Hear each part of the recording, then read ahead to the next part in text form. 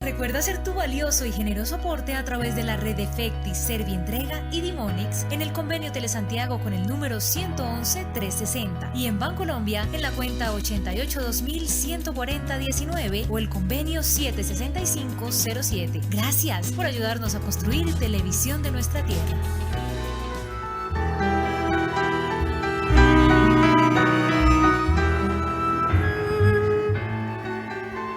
Bueno, seguimos aquí de fiesta en el canal Telesantiago, el canal de la Arquidiócesis de Tunja, la imagen del amor. Y recuerden que hoy estamos, fraile, le cuento que aparte de la autobiografía de nuestra querida madre Laura Montoya, bueno, y si usted quiere saber un poco más acerca de su vida, de su obra, de su espiritualidad, hay una pregunta muy sencilla. Ustedes la pueden responder a través de nuestro Santi WhatsApp 315-820-2715. 315-820-2715. Y fue, o es la pregunta mejor, ¿cuándo fue la fecha de canonización de la Madre Laura? Muy sencillo. No digamos nada porque está muy sencilla la pregunta para que todos ustedes participen. Y bueno, y hay diferentes herramientas desde el punto de vista espiritual y pues esta es una, la literatura. Hermana Ana, ya ella, ya un poco decepcionada de todo, pero queriendo y teniendo claro cuál era la misión con los indígenas, se va para donde el obispo, le ahorra una platica de lo de la panadería, de lo del colegio. Y cuéntenos cómo es eso de la Virgen del Mandado, de ustedes, que ustedes le pusieron ahí ese apodo. Bueno, claro que primero le digo que estaba decepcionada, aunque no propiamente decepcionada, porque ella tenía toda su confianza puesta en el Dios, Señor, claro. ¿sí? Entonces, todos los acontecimientos los veía con los ojos de Dios. Bueno, lo de la Virgen del Mandado, sí. Ella sacó su plática del banco y fue a la catedral y se arrodilló ante la imagen de la Virgen de la Inmaculada Concepción y le mostró la plática que llevaba. Dice, mire, madre mía, esta plata que saqué se va a gastar en barcos, en hoteles. ¿Por qué tú no me haces un favor y va donde el Santo Padre? Esta misma noche, cuando él recline la cabeza en la almohada, le coloca usted, le pone en ese pensamiento, esa inquietud de los indígenas que están sufriendo de muchas maneras, porque pues en ese tiempo eran muchos los sufrimientos que afrontaban los indígenas, como lo que era lo de la casarana en el Amazonas, en el Baupés, todo lo de las caucherías y pues todo lo que ella sabía de los indígenas del departamento de Antioquia y de otros lugares. Entonces colocó esta petición en la mano de la Virgen María y le dijo, voy a detener el viaje mientras tú me haces el mandado.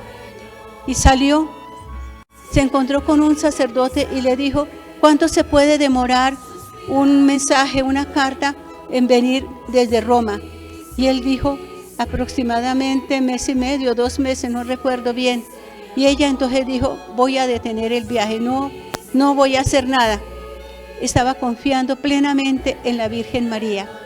Pasado ese tiempo, llegó la encíclica del Papa Pío X, en latín Lacrimabili Statum Indorum, que es la lamentable situación de los indígenas, en donde el Papa cuestionaba, exhortaba a los obispos para que hicieran algo en favor de los indígenas, que hicieran algo para mejorar la situación que ellos estaban viviendo. Fue esto entonces lo que animó a Laura para seguir adelante en su obra y se dio cuenta que la Virgen María le había hecho el milagro, había ido a Roma en lugar de ella, no tuvo que gastar esa plata en viajes, sino dejarla para la obra que tenía entre sus manos. Y entonces ya ella se dirigió a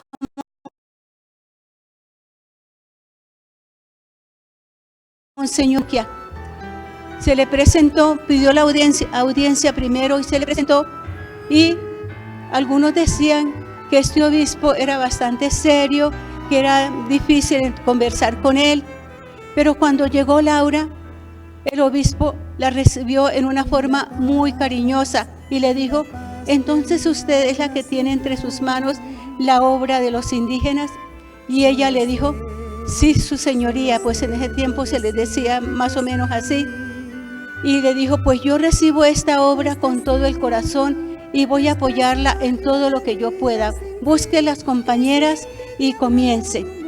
Y fue así. Entonces ella, como fue buscando sus compañeras, pero a la vez estaba pensando, pues tenía dos pensamientos, porque también lo de la entrada al Carmelo, la entrada pues como religiosa de clausura, y en esos días le llegó la comunicación de que se la podían recibir donde las carmelitas, y ella estaba entonces sin saber qué hacer, a ver cómo discernir qué sería lo mejor, si se entraba a la celda o se iba para la selva. Así que ¿qué sería lo mejor? Entonces todo eso lo hizo pues en actitud de oración, pidiéndole al Señor, al Espíritu Santo, que la iluminara, y siguió buscando sus compañeras, preparando el viaje, consiguiendo ropa, consiguiendo muchas cosas para llevarles pues a los indígenas, para ver cómo podía hacer ese acercamiento. Consiguió pues, la primera fue la hermana, como nos cambiaban el nombre, la hermana San Benito, era una hermana pues de armas tomar, muy digamos echada para adelante. Sí, a una hermana más o menos, ya pues me imagino que era de más de 30 años, y a la vez consiguió una jovencita que había sido su alumna y era hija única, era la hermana Matilde Escobar. Era hija única y la madre Laura no la quería recibir porque decía: no, pues tiene que ayudar a sus padres. Pero ella se puso a llorar y que ella quería irse a la misión. Y entonces, viéndola, los padres fueron donde la madre Laura a decirle: aquí le traemos a nuestra hija porque ella quiere ser misionera, y a pesar de que nosotros nos quedamos solos, nosotros confiamos en el Señor, que Él nos va a ayudar. Bien. Bueno, pues una historia bastante interesante, sí. y de verdad mucha templanza para la época, para las condiciones, sí. para la misma situación propia de lo que enfrentaba, como lo decía usted, fraile, la mujer. Ahí veíamos algunos apartes importantes en el video respecto de cómo ha ido evolucionando la misión, y ya tiene una presencia en 22 países, una congregación ya fuerte, pues obviamente avalada por los cánones de la iglesia. ¿Cómo seguir en ese caminar hoy que las vocaciones van un poco de para atrás? ¿Cómo es la participación del laico en esos procesos de congregaciones, de apostolados, donde pues cada uno, aquí ustedes dos tienen un sinfín de carismas, pero cómo puede el laico ir colaborando activamente, ¿no?, allí? Pues en la iglesia es fundamental la labor del laico, y más en una época en la cual se está promoviendo tanto esta espiritualidad o esta forma de ser en la iglesia, porque al final los laicos son la mayoría, son el pueblo de Dios junto con la realidad de los clérigos y de las hermanas y de las religiosas. Pero al final lo que es más importante hoy en día es saber que todo cristiano está llamado a ser un misionero desde su condición y desde su realidad cotidiana misma.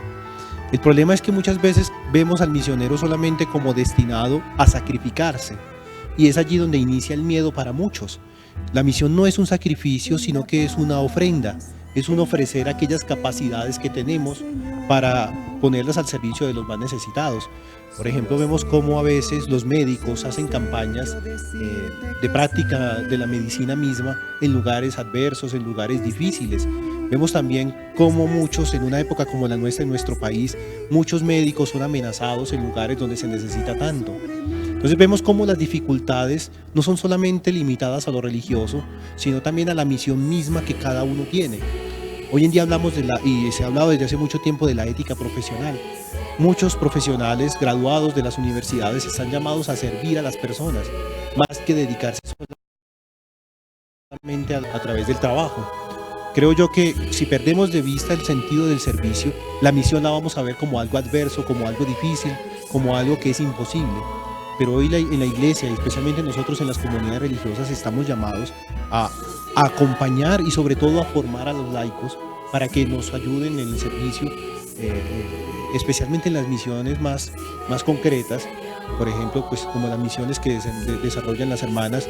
Hoy en día vemos que desafortunadamente las vocaciones cada vez son menos, y hablábamos hace un momento con la hermana y ella me dice, ya las hermanas, muchas de las hermanas son mayores, las hermanas jóvenes son las que están en los lugares de misión, entonces también se puede correr el riesgo de que estas misiones vayan desfalleciendo poco a poco, porque al no haber personas que ejecuten el servicio en estas misiones, pues obviamente nos vemos forzados a cerrar algunas misiones. Y eso es lo que desafortunadamente está pasando en la iglesia. El compromiso eclesial se está debilitando mucho. Estamos viendo cómo el egoísmo, cómo el individualismo de nuestra sociedad actual está permeando también la vida del cristiano. Y nos estamos haciendo mucho más religiosos intimistas o espiritualistas, que vamos a una iglesia, rezamos y salimos y no nos importa nada lo que suceda verdaderamente a los otros. Creo yo que el fundamento es volver a hacer énfasis en el mandamiento del amor. No podemos amar a Dios si no amamos al prójimo. No podemos amar al prójimo si no amamos a Dios. Las dos realidades están necesariamente vinculadas y no se pueden separar. Entonces lo importante es eso, reconocer que yo soy un cristiano, que yo también soy un necesitado de Dios y también soy un necesitado de los demás. La indiferencia pues nos está matando, y es lo que vemos porque hoy en día se gestan tantas realidades difíciles, tantas guerras, tantas dificultades entre las personas en la misma familia. Vemos por ello que es importante rescatar en nosotros el amor a la humanidad y sobre todo el amor a los más necesitados, porque si todos compartimos algo, verdaderamente nos adentramos en la vida de la santidad. Y es aquí, es empezando, renunciando principalmente a nuestros egoísmos y abriéndonos al servicio a los otros, reconociendo que Dios está presente en cada uno de nosotros y que cada uno de nosotros es el rostro de Dios para nosotros. Qué buena reflexión. Hermana, podemos rescatar bastantes cosas acerca de la espiritualidad de la Madre Laura, pero a mí me llama una la atención y es el perdón. ¿Cómo marca en la vida de Santa Laura el valor del perdón? Santa Laura perdió a su padre a la edad de 2 años, y esto marcó la situación que tuvo que afrontar la familia. Sí, doña Dolores tuvo que, con sus hijos, irse a otro lugar porque a ellos les confiscaron los bienes.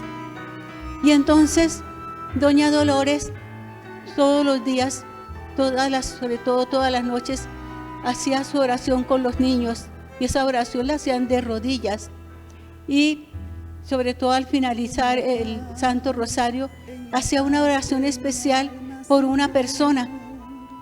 Yo decía, vamos a pedir por X persona todos los días.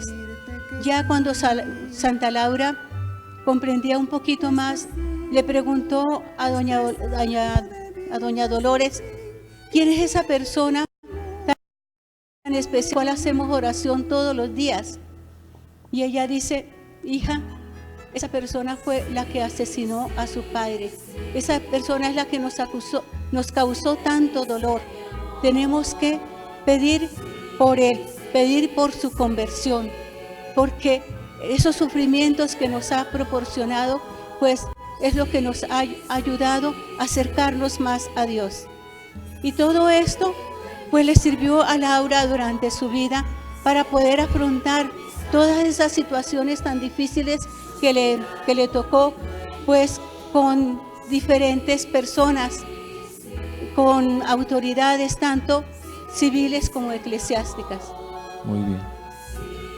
Fraile, el perdón es, de verdad queda uno atónito de cómo el ejemplo mismo de la mamá inculca a Santa Laura a ir por la vida haciendo el bien. Yo creo que el ejemplo es una cosa supremamente importante en la vida.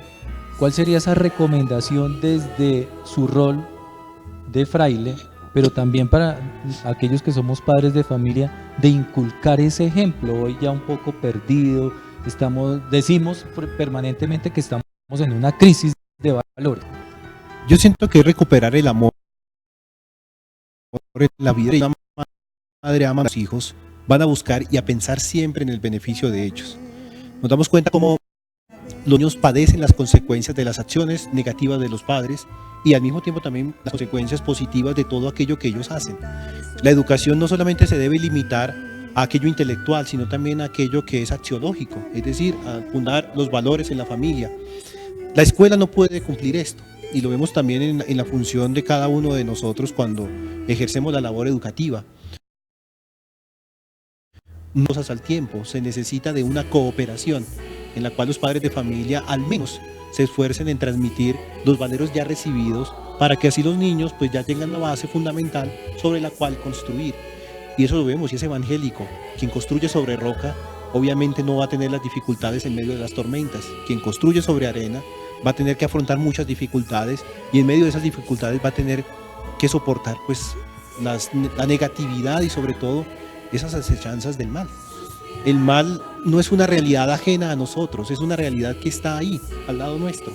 Pero nosotros tenemos dos opciones, o evitarlo o verdaderamente adentrarnos en esa realidad. ¿Cómo podemos evitarlo? Verdaderamente reconociendo que Dios nos invita al perdón. Quien ama es capaz de perdonar. Quien ama es capaz de darse cuenta que su vida vale la pena. Porque al final el amor no es una realidad que nace de nosotros, sino es una realidad que recibimos. Y cuando nos damos cuenta de que hemos recibido algo gratuitamente, obviamente estamos llamados también a compartirlo de la misma forma, es decir, a compartirlo con los demás de forma gratuita. Creo yo que hemos perdido de vista mucho las enseñanzas del Evangelio. El Evangelio insistentemente nos habla sea del perdón, de la reconciliación y sobre todo, a mí algo que me ayuda siempre es recordar el hecho de colocar la otra mejilla.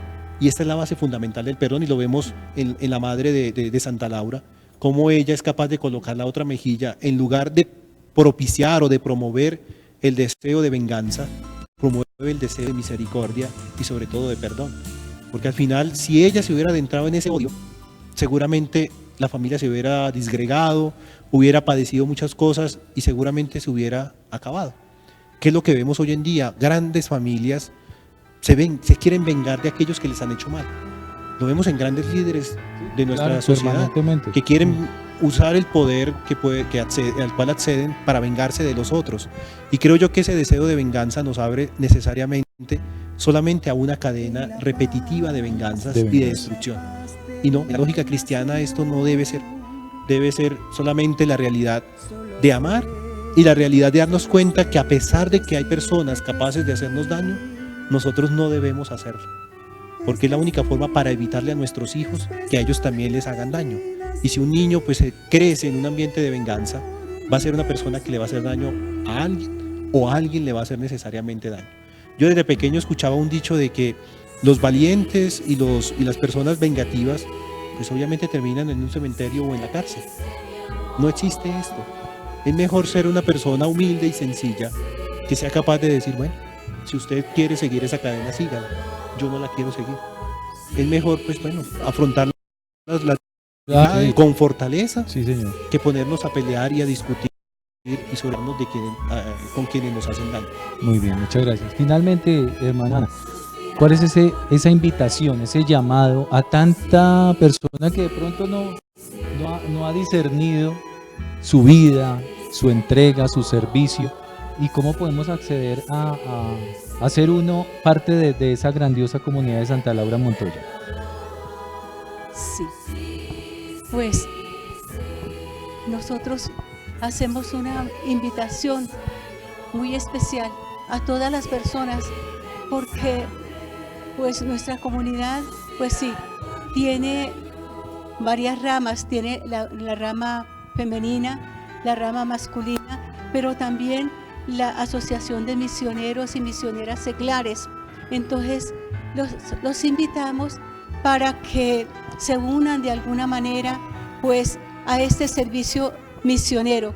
Tenemos la rama femenina pues fundada por Santa Laura en 1914, en donde pues nosotros pues, vamos a estos lugares más apartados a llevar el mensaje del Evangelio, pero sobre todo a llevar ese mensaje sobre todo con nuestro ejemplo y a compartir la vida con personas muy necesitadas, como pueden ser los indígenas, pueden ser los afrodescendientes, los desplazados y personas en situación de vulnerabilidad.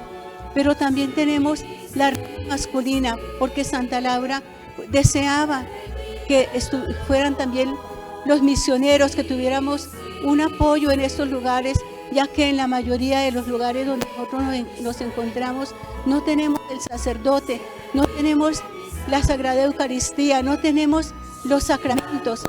Entonces ella quería también que fue la fundación de la rama masculina, pero una mujer pues no podía hacer eso, y menos en el tiempo que le tocó a la Madre Laura vivir. Pero hoy, hace ya aproximadamente unos 30 años, comenzó a surgir la rama masculina, y hoy tenemos aproximadamente unos 10 sacerdotes misioneros de María Inmaculada y Santa Laura Montoya, y tenemos varios también que están en la casa de formación, en el noviciado, y haciendo sus estudios de filosofía y teología. Tenemos también los misioneros seglares en diferentes lugares, que también son un apoyo y en algún momento también nos pueden acompañar en momentos fuertes como es la Navidad, como es la Semana Santa, a lugares donde nos necesiten. Así que están todos cordialmente invitados a que conozcan nuestra comunidad, y se pueden dirigir, pues un teléfono que les puedo dar es el 300-408-8740, y un teléfono fijo en Bogotá 244-3285. Tenemos también la página web de Santa Laura Montoya. Tenemos también en Facebook Misioneras de Santa Laura, Dios en efecto. Muy bien, muchas gracias. Ahí creo que está clarísimo ese llamado. Fraile, muchas gracias por su participación, por regalarnos su tiempo dentro de esa agenda tan complicada que tiene. Gracias, Edwin, a ti también por la invitación, y bueno, con mucho gusto. Será siempre un placer compartir con ustedes aquí con la familia Telesantiago. Mil gracias. Y quería hablarles un poquito de la película que ¿sí? Vamos a seguir hablando. Tenemos un espaciecito ahorita en el Rosario, y en la parte inicial vamos a tocar allí una parte bien importante de la espiritualidad y de lo que venimos desarrollando con Santa Laura Montoya. Un abrazo, una bendición. Quédense pegados a la bendita señal de Telesantiago, la imagen del amor.